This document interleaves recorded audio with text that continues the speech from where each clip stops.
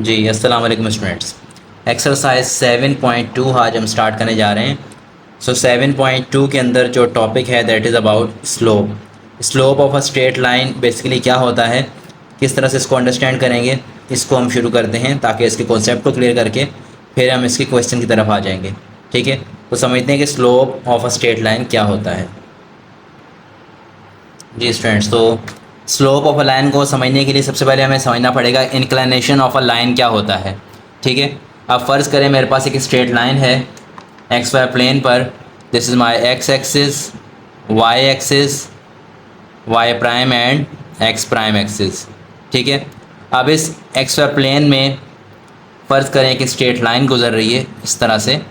ठीक है, इस स्ट्रेट लाइन का जो पॉजिटिव एक्स एक्सिस, जो आपका ये वाला एक्स एक्सिस होता है, इसके साथ जो इसका इंक्लिनेशन है, जो पॉजिटिव एंगल बन रहा है थीटा, इससे हम कहेंगे हमारे पास क्या है, इंक्लिनेशन है हमारे पास। ठीक है, स्ट्रेट लाइन का एक्स एक्सिस के साथ जो भी पॉजिटिव डायरेक्शन में एंगल बन रहा है, जो पॉजिटिव एक्स एक्सिस के साथ एंगल बन रहा है, इसे हम कहते हैं इंक्लिनेशन ऑफ अ लाइन। पहले तो ये चीज़ क्लियर कर लें। ठीक है, होपफुली इंक्लिनेशन आपको क्लियर हो गया। एक्स एक्सिस के साथ स्ट्रेट लाइन का angle in this direction, it is inclination of a line. ठीक है, अब इस इंक्लिनेशन का अगर मैं टेंजेंट फाइंड कर लूँ, टेंजेंट वही वाला है साइन कॉस टेन वाला टेंजेंट, कि अगर इसका टेन फाइंड कर लिया जाए, टेन थीटा लिख दिया जाए यहाँ पर, टेन थीटा यानी कि एंगल जो इंक्लिनेशन में फाइंड की है उसका हम टेन निकाल लें तो हमारे पास क्या आएगा, slope of the straight line. ठीक है, एक कॉन्सेप्ट इसका ये होता है slope of the straight line का। इसके बाद एक और इसका कॉन्सेप्ट होता है जिसमें हम थीटा के बजाय पॉइंट्स के ज़रिए निकालते हैं। वो किस तरह से फाइंड आउट करते हैं, सिमिलरली अगर मेरे पास फ़र्ज़ करें, ये इधर ही निकाल लेते हैं। यहाँ पर देखें ज़रा, फ़र्ज़ करें यहाँ पर मेरे पास दो पॉइंट्स हैं। फ़र्ज़ करें कि ये पॉइंट है और ये पॉइंट है, बगैर थीटा के हम यहाँ पर फाइंड करेंगे। लाइन के ऊपर दो पॉइंट्स हैं जो कि मुझे मालूम है, इसका कोऑर्डिनेट है x1 और y1, इसका कोऑर्डिनेट्स है x2 एंड y2। ठीक है, सो इसका यहाँ पर वर्टिकली अगर डाउनवर्ड आऊँ तो मेरे पास यहाँ पर कोऑर्डिनेट क्या होगा, ये कोऑर्डिनेट आपके पास क्या होगा, y की वैल्यू चेंज नहीं हो रही यहाँ पर। ठीक है, यहाँ पर आपके पास क्या होगा y1, यहाँ पर आपके पास क्या होगा y2। ठीक है, इसी तरह से यहाँ पर आपके पास क्या होगा x1 और यहाँ पर आपके पास क्या होगा x2। ठीक है, क्योंकि x1 के नीचे यहाँ पर क्या होता है, x1 होता है, x2 के नीचे यहाँ पर x2 होता है, और y जो आता है आपके वर्टिकली इस साइड पर आता है y1 एंड y2। ठीक है, इस पॉइंट के कोऑर्डिनेट्स क्या होंगे, इस पॉइंट के कोऑर्डिनेट्स होंगे आपके पास, यहाँ पर आपके पास x2 है और y क्या है, 1 है। ठीक है, ये हो गया। अब अगर आप इसको देखें,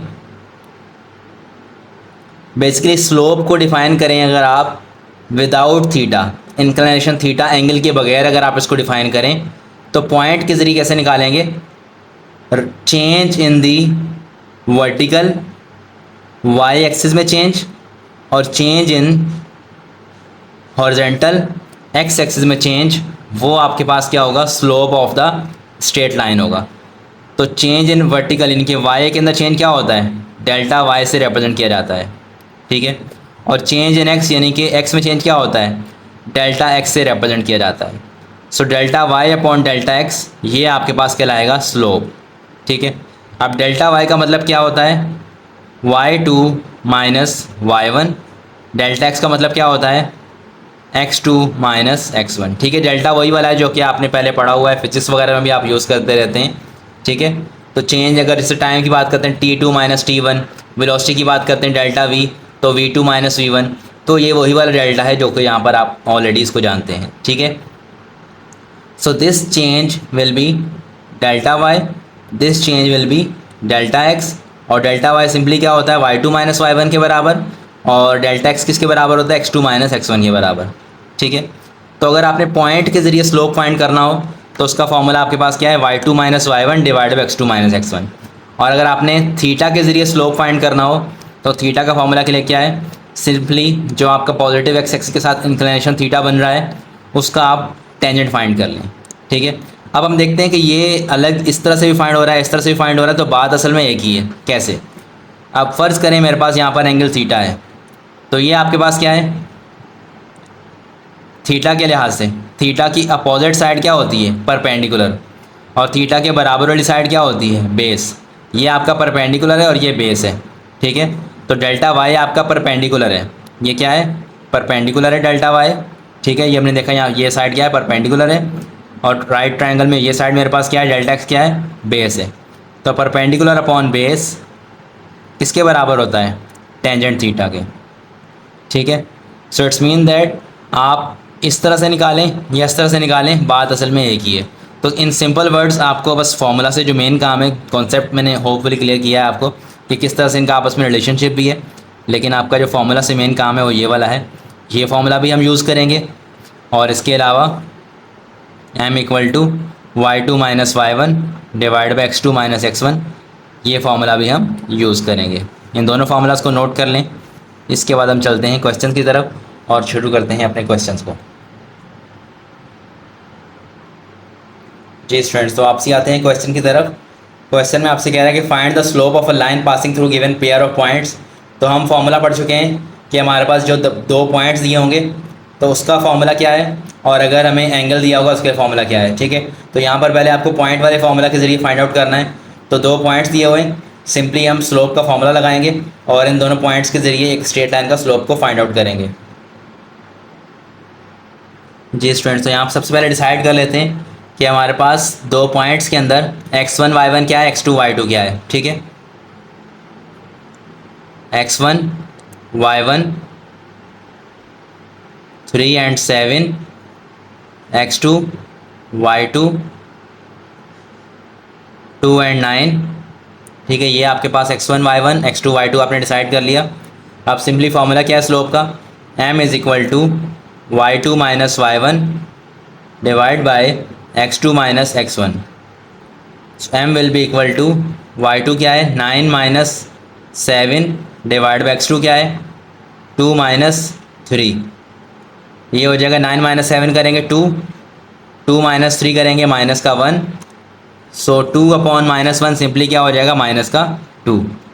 ये आपके पास स्लोप फाइंड आउट हो गया कि स्ट्रेट लाइन का -2। जी स्टूडेंट, नेक्स्ट पार्ट में आपके पास क्या है, दो नेक्स्ट पॉइंट दिए हुए हैं C एंड D, और सिंपली ये फॉर्मूला भी सेम लगेगा और कॉन्सेप्ट भी सेम लगेगा। तो ये आप खुद भी कर सकते हैं, बस जस्ट इसको हम जल्दी से कर लेते हैं। पॉइंट आपको दिए हुए हैं, यहाँ से आपने डिसाइड कर लेना है x1 क्या है, y1 क्या है, x2 क्या है, y2 क्या है। ठीक है, x1 आपके पास 5, y1 -2, x2 यहाँ पर आपके पास है 3, y2 इज़ 6। तो सिंपली फार्मूला होता है स्लोप का m is equal to y2 minus y1 divide by x2 minus x1। y2 आपके पास 6 माइनस 2 डिवाइड बाई x2 आपके पास है 3 minus 5, 6 minus minus plus 2 divide by 3 minus 5 is minus का 2। ये हो जाएगा 6 प्लस 2 कितना हो जाएगा 8, 8 अपॉन -2 एंड सिंपली माइनस का 4। ठीक है, m is equal to minus का 4। नेक्स्ट पार्ट करते हैं इसका, यहाँ पर इट्स पार्ट नंबर 3।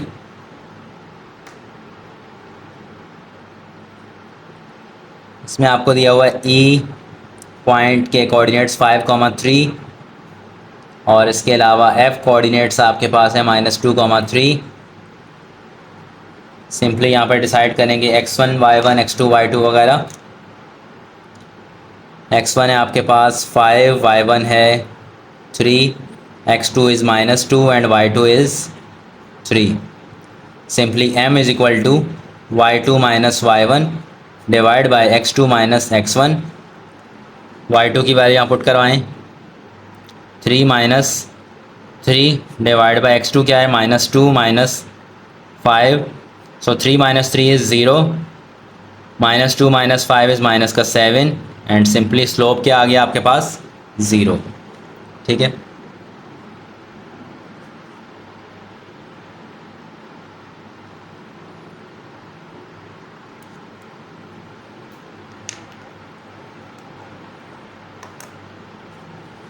नेक्स्ट है यहाँ पर part number 4।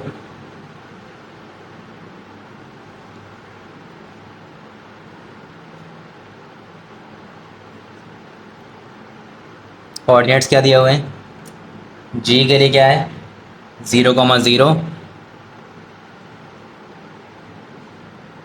And H A,B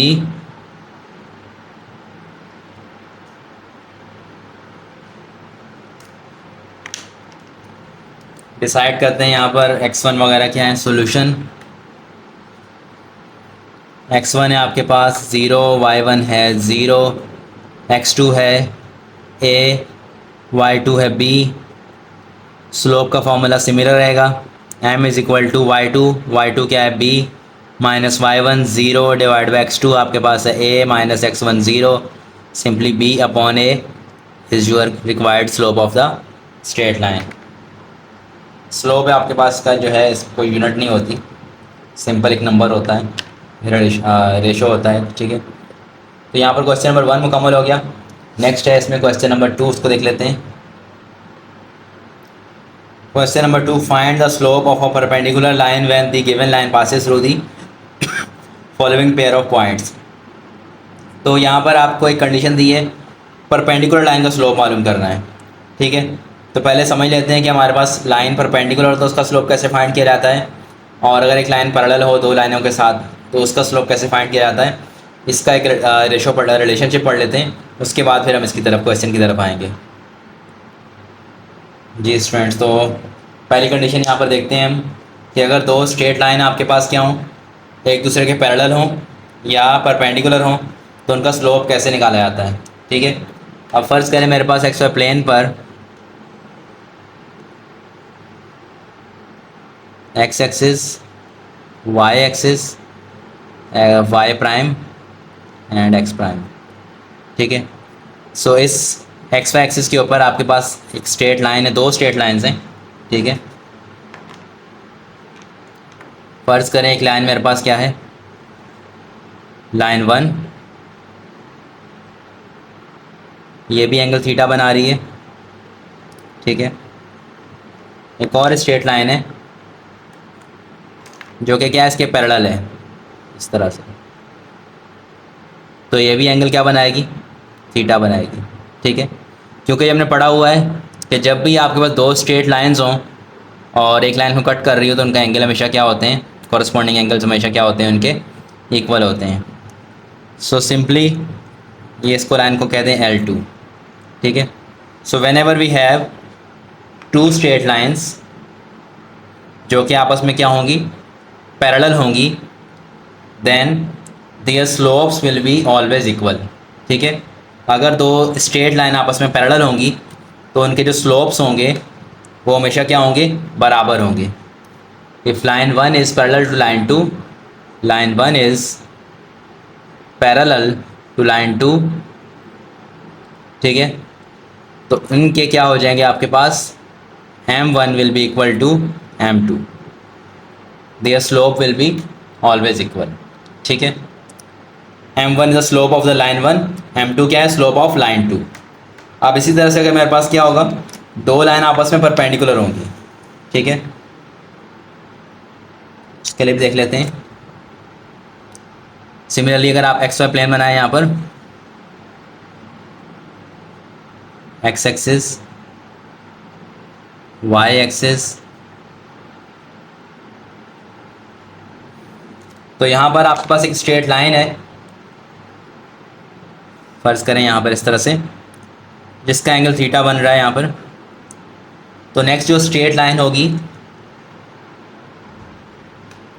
वो इस लाइन के परपेंडिकुलर होगी। ठीक है, तो परपेंडिकुलर का मतलब क्या होता है, इस लाइन के साथ क्या एंगल बना रही होगी, 90 डिग्री का एंगल। ठीक है, ये एंगल इसको कितना होगा, 90 डिग्री का। तो अगर दो लाइंस आपस में पैरेलल होंगी उनके स्लोप का रिलेशनशिप क्या होगा उसको हम यहाँ पर देखते हैं। If two lines are parallel then product of their slope m1 into m2 will be equal to -1। ठीक है, उनका ये रिलेशनशिप होगा, जिसको हम ऐसे लिख सकते हैं m1 will be equal to -1/m2। ठीक है, if two lines are perpendicular, line 1 और लाइन 2 क्या हो, परपेंडिकुलर होंगे। ये परपेंडिकुलर का साइन है। ठीक है, उल्टा टी बना हुआ है, परपेंडिकुलर का साइन को इस तरह से भी रिप्रेजेंट किया जाता है। और पैरेलल के लिए हमारे पास क्या होता है, इस तरह से खड़े करके आपने इक्वालिटी का साइन बनाना होता है। ठीक है, तो ये परपेंडिकुलर और पैरेलल की कंडीशंस हो गई। पैरेलल में क्या होगा, हमेशा स्लोप इक्वल होगा। परपेंडिकुलर में क्या होगा, उनके प्रोडक्ट का जो रिज़ल्ट होगा वो -1 के बराबर होगा, या तो m1 इक्वल टू -1/m2 होगा। दोनों में से कोई सा भी रिलेशन चूज़ कर सकते हैं, एक ही बात है। अभी हम एक क्वेश्चन कर लेते हैं, क्वेश्चन नंबर 2 का कोई क्वेश्चन है यहाँ पर। अब ये बात आपको समझ में आएगी। क्वेश्चन आपसे कह रहा है find the slope of perpendicular line with the when the given line passes through the following pair of points, और आपको पेयर ऑफ पॉइंट्स भी दिए हुए हैं 2,1 एंड 4,5। ठीक है, इसको हम लिखते हैं यहाँ पर और फाइंड करते हैं। यहाँ पर परपेंडिकुलर वाली कंडीशन फाइंड करनी है, पैरेलल वाली कंडीशन यहाँ पर फाइंड नहीं करनी। पैरेलल में वैसे भी क्या होता है, इक्वल ही होता है। तो परपेंडिकुलर वाली कंडीशन के ज़रिए हम इसको फाइंड करेंगे। पहले यहाँ पर लिखते हैं क्वेश्चन,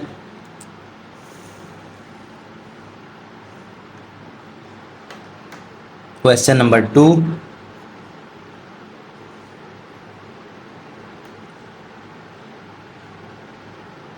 इसका part number 1, A 2,1 and B 4,5। ठीक है, अब एक स्ट्रेट लाइन है जो कि इन पॉइंट से मिलकर बन रही है, एक और स्ट्रेट लाइन है जो कि उस लाइन बनने वाली लाइन के परपेंडिकुलर है। मतलब कि फॉर एग्जांपल एक मेरे पास स्ट्रेट लाइन क्या है, इस तरह से ए 2,1 और बी 4,5 से मिलके बनी हुई है। एक और स्ट्रेट लाइन है जो कि इसकी परपेंडिकुलर है। ठीक है, अब फ़र्ज़ करें ये मेरी लाइन 1 है, ये क्या होगी, लाइन 2 होगी। ठीक है, हमें फाइंड करना है कि इसका स्लोप क्या होगा। तो उसके लिए हम क्या करेंगे, पहले लाइन 1 का स्लोप फाइंड करेंगे। ठीक है, let slope of first line through, पहली लाइन जो किन पॉइंट से मिलकर बन रही है, ए 2,1 एंड बी 4,5, उसका स्लोप हम क्या कर लेते हैं, m1। ठीक है, let slope of first line through A और बी इज़ m1। तो m1 का वैल्यू क्या हो जाएगी आपके पास, y2 minus y1 divide by x2 minus x1। तो यहाँ पर आप x1 वगैरह ये सब डिसाइड कर लें कि क्या चीज़ें हैं आपके पास। तो पहला पॉइंट ए है, वहाँ से आपको मिलेगा x1 y1 2 एंड 1। दूसरा पॉइंट बी है, वहाँ से आपको मिलेगा x2 y2 4 एंड 5। तो simply m1 will be equal to y2 minus y1 divide by x2 minus x1, 5 minus 1 divide by 4 minus 2। इसको हम लिखते हैं नेक्स्ट पेज के ऊपर, ये यहाँ पे लिख लेते हैं सिंपल, यहाँ पर थोड़ी जगह है। m1 will be equal to 5 minus 1 divide by 4 minus 2। तो ये क्या हो जाएगा, 4/2। ठीक है, 5 माइनस 1 4, 4 माइनस 2 इज़ 2, तो 4/2 हो जाएगा। Okay, m1 equal to 4/2, so m1 will be equal to 2। ठीक है, now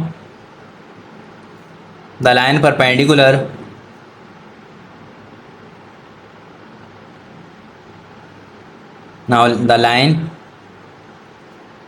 perpendicular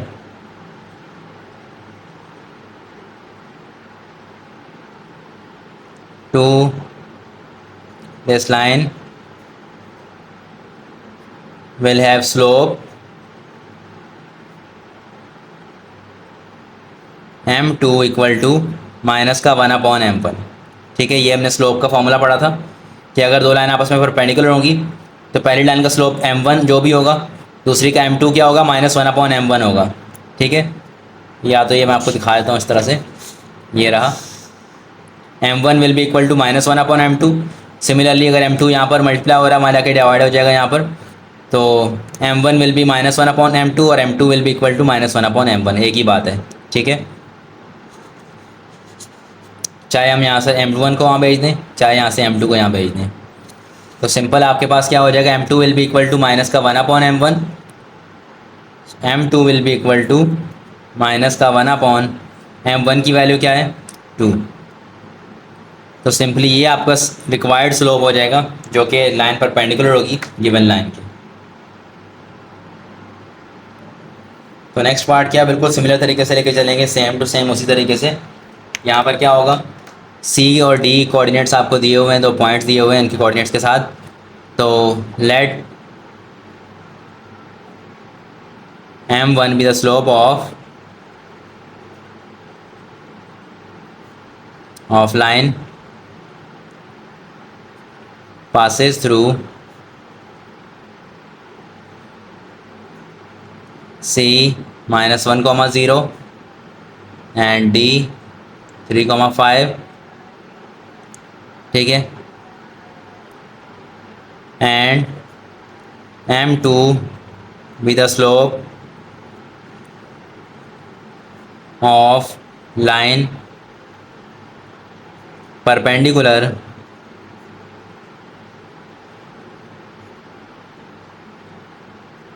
to this line। ठीक है, m2 क्या है, कॉर्स लाइन है जो कि परपेंडिकुलर है गिवन लाइन के, उसका स्लोप m2 हमने लाइन कंसीडर कर लिया। सो m1 कैसे फाइंड किया जाएगा, m1 will be equal to, ठीक है, m1 will be equal to y2 - y1 divide by x2 - x1। तो यहाँ पर x1 y1 वगैरह डिसाइड कर लें, -1 और 0, x2 y2 3 और 5।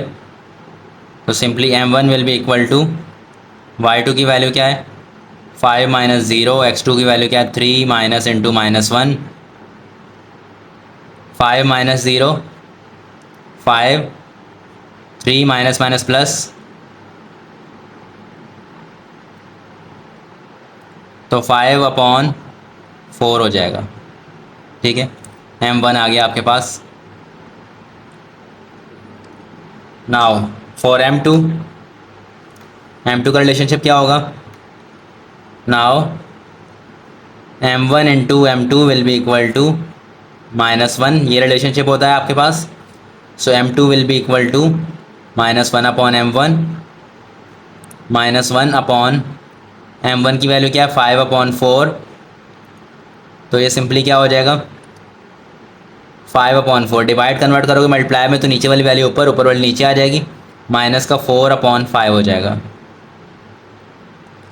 m2 की वैल्यू। ठीक है, तो ये रिक्वायर्ड स्लोप आपके पास m2 वाला आ गया। सिमिलर वे में आपने इसके बाकी दोनों पार्ट्स भी करने हैं, यहाँ पे लिखते हैं, जल्दी से करवाते हैं इनको, इतना डिटेल में नहीं करेंगे जी। तो इसका पार्ट नंबर 3 सिंपल ये चीज़ हमने लिख दी। यहाँ पर हमारे पास फॉर्मूला होता है m इज़ इक्वल टू, पहले वाला हमारे पास क्या होगा y2 - y1 divide by x2 - x1। ये स्लोप आप फाइंड आउट करेंगे तो सिंपली क्या हो जाएगा y2 आपके पास क्या होगा यहाँ से 1 और y1 होगा यहाँ से 1, तो 1 - 1 डिवाइड बाई x2 आपके पास क्या है -3, x1 आपके पास क्या है 2। ठीक है, 1 - 1 इज़ 0, 0 डिवाइड बाय माइनस का 5, तो 0/-5 कितना होता है 0 होता है। ये आपका m1 आ गया। अब m2 क्या होगा आपके पास, m2 will be equal to minus का 1/m1, तो माइनस का 1/m1 की वैल्यू 0। सो m2 -1/0 कितना होता है इन्फिनिटी होता है। ठीक है, तो इसको हम कह सकते हैं इन्फिनिटी। तो इन्फिनिटी का मतलब क्या होता है not a number, it is not a number. So we will say that slope of this line is undefined, slope of line perpendicular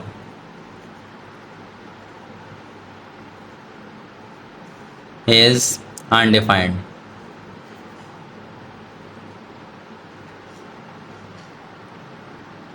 next है आपके पास G और H पॉइंट दिए हुए हैं, सिंपल M1 आपका निकल आएगा। M1 will be equal to y2 minus y1 divide by x2 minus x1, ये आ जाएगा आपके पास -5 माइनस 2 डिवाइड बाई x2 आपके पास -1 माइनस इंटू -1, सो -5 माइनस 2 कितना हो जाएगा, माइनस का 7 -1 प्लस 1, ठीक है, माइनस का 7 अपॉन माइनस प्लस ये हो जाएगा आपका 0, ठीक है, तो -7 अपॉन 0। अब -7 अपॉन 0 का मतलब क्या होता है, इन्फिनिटी। किसी भी नंबर के नीचे अपॉन में 0 आ जाए तो क्या होता है, इन्फिनिटी होता है। सो M1 आपके पास इन्फिनिटी आ गया। नाउ आपने M2 फाइंड करना है। M2 will be equal to 1 upon M1, ठीक है, so M2 will be equal to 1 upon infinity. So M2 will be equal to 1 upon infinity किसके बराबर होता है, 0 के बराबर होता है। तो इसका स्लोप आपके पास क्या आ गया, 0 आ गया, ठीक है। तो इस तरह से आपके पास क्वेश्चन नंबर 2 मुकम्मल हो गया। नेक्स्ट क्वेश्चन नंबर 3 भी सिमिलर है इस क्वेश्चन के, ठीक है। इसको देखते हैं यहाँ पर। क्वेश्चन नंबर 3 में आपसे क्या कह रहा है, in each of the following slope of the line is given. Slope आपको ऑलरेडी निकाल के दिया हुआ है, यानी कि ये जो काम हम बार बार कर रहे थे ना इस पार्ट नंबर 2 के अंदर, क्वेश्चन 2 में पहले हम शुरू के दोनों के स्लोप निकालते थे। स्लोप निकालने के बाद कंडीशन लगाते थे परपेंडिकुलर वाली। अब आपको स्लोप पहले वाले के ऑलरेडी निकाल के दिए हुए हैं 4 के 4 पॉइंट्स के, ठीक है। अब सिर्फ कंडीशन लगानी है हमने, तो बहुत जल्दी हो जाएगा ये, ठीक है। कंडीशन इसके लिए ये भी है कि what is the slope of line parallel और परपेंडिकुलर, दोनों के लिए। पहले वाले में सिर्फ परपेंडिकुलर की बतानी थी, तो पैरेलल में आपको बता चुका हूँ क्या होता है कि अगर दो लाइन आपस में पैरेलल होती हैं तो उनके स्लोप्स क्या होते हैं, इक्वल होते हैं। और अगर दो लाइन परपेंडिकुलर होती हैं तो उनके स्लोप का रिलेशनशिप क्या होता है, M1 into M2 equal to -1। तो इसी को यहाँ पे यूज़ करेंगे और फाइंड आउट करते हैं। इन स्लोप्स को हम M1 M1 M1 कहेंगे, और जो दूसरे हम फाइंड करेंगे उनको हम M2 कहेंगे, ठीक है जी स्टूडेंट्स। सो पैरेलल के लिए फाइंड करना है और परपेंडिकुलर के लिए फाइंड करना है। तो सिंपल यहाँ पर पार्ट नंबर 1 में 2/3 वैल्यू दी हुई है। सो पहले पैरेलल के लिए निकालते हैं। पैरेलल की कंडीशन क्या होती है, M1 will equal to M2। Hair M1 आपके पास क्या है, 2/3, तो M2 क्या होगा, M2 will be equal to, same होगा यहाँ पर 2/3, क्योंकि दोनों क्या होते हैं हमेशा पैरेलल में इक्वल होते हैं। परपेंडिकुलर देखते हैं यहाँ पर, इसका part number A and part number B। Perpendicular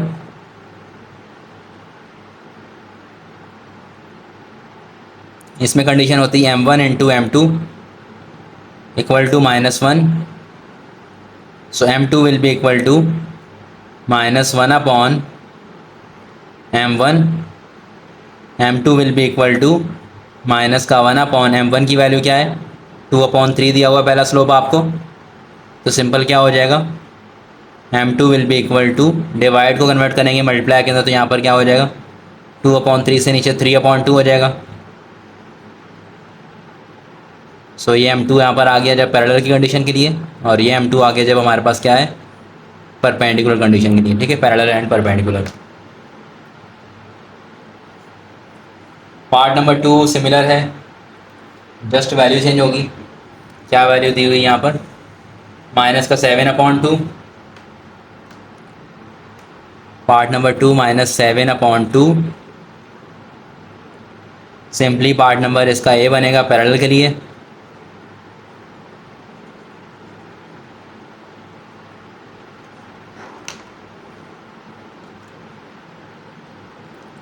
M1 is equal to -7/2, ठीक है। We know that M1 equal to M2, so M2 will be equal to -7/2। Parallel में तो कोई काम करना ही नहीं है हमें, सिर्फ परपेंडिकुलर की बात करते हैं। Part B perpendicular,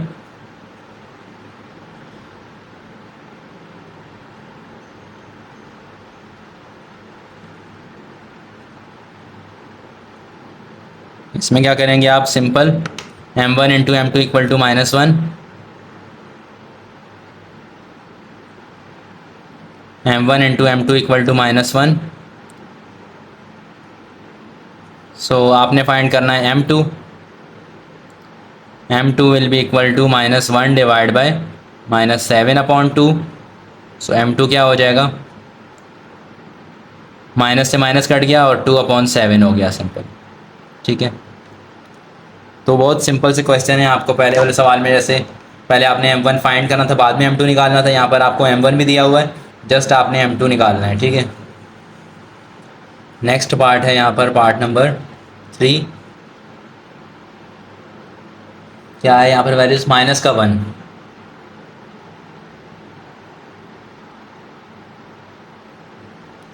-1। ठीक है, तो स्लोप आपके पास यहाँ पर m1 के लिए क्या है, m1 इज इक्वल टू -1। पहला पार्ट पैरेलल के लिए m1 इक्वल टू m2, तो सिंपल क्या हो जाएगा,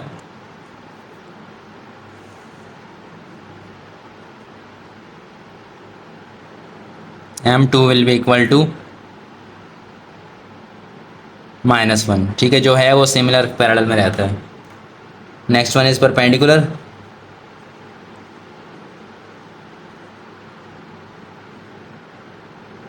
m1 m2 -1। So m2 will be equal to -1/m1 and m2 will be equal to -1 divide by m1। कितनी वैल्यू है, -1, तो माइनस माइनस प्लस m2 यहाँ पर 1 आ गया। इसी तरह से आपके पास है पार्ट नंबर 3, पार्ट नंबर 4, ये आपको दिया हुआ है 4 के बराबर। तो सबसे पहले यहाँ पर m1 निकालेंगे, m1 will be equal to 4, then first part parallel,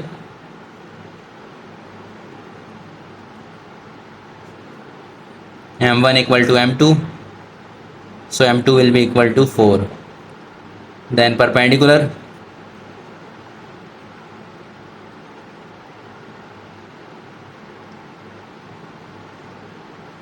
m1 m2 -1, so m2 will be equal to -1/m1, -1/m1 की वैल्यू क्या है, 4, तो इसमें सिर्फ ऊपर नीचे नहीं जाएगा, सिंपल यही आएगा m2 इक्वल टू -1/4। इस तरह से आपका क्वेश्चन जो है मुकम्मल हो गया। तो यहाँ पर वीडियो भी स्टॉप करते हैं। सो क्वेश्चन नंबर 3 तक हमने मुकम्मल कर लिया। देन है क्वेश्चन नंबर 4, 5, 6, 7, 8, इसको भी डिसाइड करें कि सर कितनी वीडियोस में इसको कवर कर सकते हैं। ठीक है, तो जब तक अल्लाह हाफिज़, ये आपने लाजमी वॉच करना है। नेक्स्ट वीडियो में इंशाल्लाह मिलते हैं।